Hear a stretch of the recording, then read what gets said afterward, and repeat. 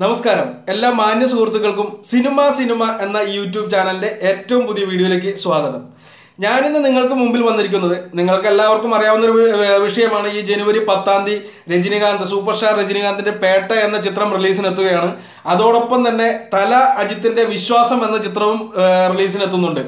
ഈ രണ്ട് ചിത്രങ്ങളുടെയും pre release ബിസിനസ്സുകളുടെ കണക്കുകൾ ഇപ്പോൾ പുറത്തു വന്നിട്ടുണ്ട്. അത് രണ്ടും നിങ്ങളുമായി സംസാരിക്കാമെന്ന് കരുതിയാണ് ഞാനിപ്പോൾ ഈ വീഡിയോ ചെയ്യുന്നത്. എന്തായാലും ഈ ഒരു വീഡിയോയിലൂടെ ഇത് രണ്ടിൻ്റെയും കണക്കുകൾ രേഖപ്പെടുത്തുക അറിയിക്കുക എന്ന് പറയുന്നത് കുറച്ച് ലെങ്തി ആവാൻ സാധ്യതയുള്ളതുകൊണ്ട് ഇതിനകത്ത് പേട്ട എന്ന ചിത്രത്തിൻ്റെ കണക്കുകൾ മാത്രമായിരിക്കും ഞാനിപ്പോൾ നിങ്ങളോട് സംസാരിക്കുന്നത്. അതിനുശേഷം അടുത്ത വീഡിയോ ആയിട്ട് തീർച്ചയായിട്ടും വിശ്വാസത്തിന്റെ കണക്കുകളും പുറത്തുവിടും. ഇതിനകത്ത് ഏതൊക്കെ ചിത്രങ്ങൾ ടേബിൾ പ്രോഫിറ്റ് കിട്ടിയിട്ടുണ്ടെന്ന് നമുക്കൊന്ന് നോക്കാം. ആദ്യം നമുക്ക് അധികം സംസാരിച്ച സമയം കളയുന്നില്ല. ആദ്യം നമുക്ക് പേട്ട എന്ന ചിത്രത്തിന്റെ കണക്കിലേക്ക് കടക്കാം. പേട്ട എന്ന ചിത്രം നിർമ്മിച്ചിരിക്കുന്നത് 155 കോടി രൂപയ്ക്കാണ്. അതിന്റെ ബാക്കി കാര്യങ്ങളൊന്നും ഞാൻ പറയുന്നില്ല. അതായത് അതിനകത്ത് ആരൊക്കെ അഭിനയിച്ചോ സംവിധായകൻ ആരാണെന്നൊക്കെ ഉള്ളത് നിങ്ങൾക്ക് എല്ലാവർക്കും അറിയാവുന്നതായിരിക്കും. എന്തായാലും അതിലേക്ക് ഞാൻ കടക്കുന്നില്ല. രജനികാന്ത് ചിത്രം പേട്ടയുടെ ബഡ്ജറ്റ് 155 കോടി രൂപയാണ്. പ്ലസ് അതിന്റെ പ്രിന്റ് ആൻഡ് പബ്ലിസിറ്റിക്ക് വേണ്ടി 6 കോടി രൂപ ചെലവാക്കിയിട്ടുണ്ട്. അപ്പോൾ ടോട്ടലി നമുക്ക് 161 കോടി രൂപ ചിത്രത്തിന്റെ ബഡ്ജറ്റായിട്ട് കണക്ക് കൂട്ടേണ്ടതായിട്ട് വരും. പേട്ട എന്ന രജനികാന്ത് ചിത്രത്തിന്റെ ബഡ്ജറ്റ് 161 കോടി രൂപ. ഇതിന്റെ തമിഴ്നാട് ഡിസ്ട്രിബ്യൂഷൻ പോയിരിക്കുന്നത് 55 കോടി രൂപയ്ക്കാണ്. തമിഴ്നാട് ഡിസ്ട്രിബ്യൂഷൻ 55 കോടി രൂപയ്ക്ക്.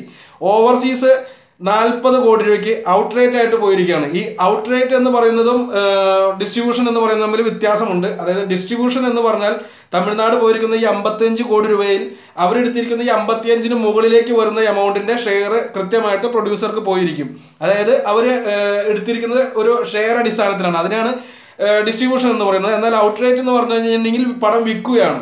40 കോടി രൂപയ്ക്ക് ഇന്ത്യക്ക് പുറത്തുള്ള ചിത്രത്തിന്റെ അവകാശം വേറൊരു കമ്പനിക്ക് വിറ്റിരിക്കുകയാണ്. ആ പടം ഇനി 40-ന് മുകളിൽ കളക്ട് ചെയ്താലും കുറവ് കളക്ട് ചെയ്താലും അതിന്റെ നഷ്ടവും ലാഭവും ആ എടുത്തിരിക്കുന്ന കമ്പനിക്കാണ്. അങ്ങനെയാണ് ഓവർസീസ് പോയിരിക്കുന്നത് 40 കോടി രൂപയ്ക്ക്. ഓവർസീസ് മാത്രമല്ല ബാക്കിയുള്ള എല്ലാ ഡിസ്ട്രിബ്യൂഷനും പോയിരിക്കുന്നത് ഈ ഔട്ട്റേറ്റ് റേറ്റിൽ തന്നെയാണ്. ഓക്കെ, അടുത്ത ചിത്രത്തിന്റെ ഓഡിയോ റേറ്റ് പോയിരിക്കുന്നത് 3,50,00,000 രൂപയ്ക്ക്. സോണിയാണ് എടുത്തിരിക്കുന്നത് 3,50,00,000 രൂപയ്ക്ക്. കേരള റേറ്റ് പോയിരിക്കുന്നത് അതും ഔട്ട് റേറ്റ് ആയിട്ട് തന്നെ പോയിരിക്കുന്നത് 8 കോടി രൂപയ്ക്കാണ്. ചിത്രത്തിന്റെ വിതരണം ഇവിടെ എടുത്തിരിക്കുന്നത് പൃഥ്വിരാജ് ആണെന്നുള്ള കാര്യം നിങ്ങൾക്ക് എല്ലാവർക്കും അറിയാം. ചിത്രം പൃഥ്വിരാജ് 8 കോടി രൂപയ്ക്ക് മേടിച്ചു എന്നാണ് അതിന്റെ അർത്ഥം. ഇനി പ്രോഫിറ്റ് ആയാലും നഷ്ടമായാലും സഹിക്കേണ്ടത് പൃഥ്വിരാജ് തന്നെയാണ്. പ്രൊഡ്യൂസർക്ക് അതിനകത്ത് കൈയില്ല. അടുത്തത് കർണാടകയിലേക്ക് പോകുമ്പോൾ കർണാടക വിറ്റിരിക്കുന്നത് 12 കോടി രൂപയ്ക്കാണ്. അതുപോലെ നോർത്ത് ഇന്ത്യ രജനികാന്തിന് വളരെ ഹെവി ഓഡിയൻസ് ഉള്ള ഒരു ഏരിയയാണ് നോർത്ത് ഇന്ത്യയിൽ പോയിരിക്കുന്നത് 30 കോടി രൂപയ്ക്കാണ്. അത് ആരാണ് എടുത്തതെന്ന് കൃത്യമായിട്ടുള്ള അറിവില്ല.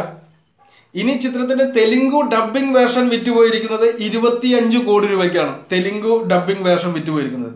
അടുത്ത സാറ്റലൈറ്റ് ആണ്. ചിത്രം നിർമ്മിച്ചിരിക്കുന്നത് നിങ്ങൾക്ക് എല്ലാവർക്കും അറിയാം സൺ പിക്ചേഴ്സ് ആണ് ചിത്രം നിർമ്മിച്ചിരിക്കുന്നത്. അതുകൊണ്ട് സാറ്റലൈറ്റ് കൈവശം വച്ചിരിക്കുന്നതും സൺ പിക്ചേഴ്സ് തന്നെയാണ്.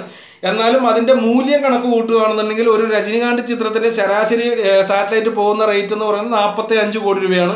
അതുകൊണ്ട് തന്നെ ഇതിന്റെയും മൂല്യം 45 കോടി രൂപ തന്നെയായിട്ട് കണക്ക് കൂട്ടേണ്ടതായിട്ട് വരും.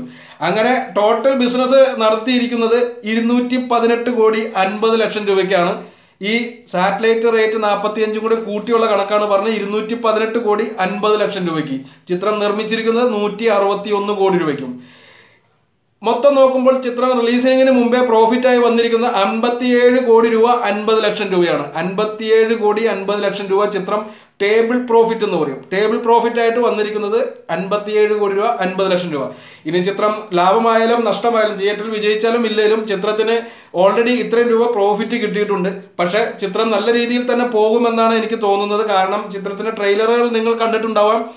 വളരെ മനോഹരം, എന്താ പറയുക, നമ്മൾ നല്ലൊരു ക്ലാസ് നമ്മുടെ ഈ സന്തോഷ് ശിവന്റെ ഒക്കെ ചില ക്യാമറ കണ്ടിട്ടുണ്ട്. ആരാണ് അതിന്റെ ക്യാമറ എന്ന് എനിക്കറിയില്ല. സന്തോഷ് ശിവന്റെ ഒക്കെ ചില സിനിമകളിൽ കാണുന്ന ചില വളരെ മനോഹരമായിട്ടുള്ള ഫ്രെയിംസ്, അതൊക്കെ അതിനകത്ത് ഭയങ്കര മനോഹരമായിട്ട് തന്നെയാണ് എനിക്ക് കാണാൻ സാധിച്ചത്. ഇതിന്റെ ക്യാമറ ആരാണെന്ന് എനിക്കറിയില്ല, ഞാൻ ചെക്ക് ചെയ്തില്ല, അതാണ് സത്യം. ഓക്കെ, അപ്പോൾ ഈ വീഡിയോത്തിലുള്ള അധികം വലിച്ചു നീട്ടി ഞാൻ സമയം കളയുന്നില്ല. ചിത്രം പ്രോഫിറ്റ്. ഓക്കെ, അടുത്ത വീഡിയോയുമായി വീണ്ടും കാണാം. അടുത്ത വീഡിയോ വേറെ ഒന്നുമല്ല, നമ്മുടെ വേതാളം വിശ്വാസം എന്ന് പറയുന്ന ചിത്രത്തിന്റെ കണക്കാണ്. അതും എൻ്റെ കയ്യിൽ ഇപ്പോഴുണ്ട്. ഇത് തന്നെ ഓൾറെഡി 5 മിനിറ്റോളമായി. ഇനി വീണ്ടും സമയം കളയണ്ട എന്ന് കരുതിയാണ് ഞാൻ അത് വേറൊരു വീഡിയോ ആയിട്ട് ചെയ്യാൻ ആഗ്രഹിക്കുന്നത്. എന്തായാലും നമുക്ക് അടുത്ത വീഡിയോയുമായി കാണാം. നന്ദി, നമസ്കാരം.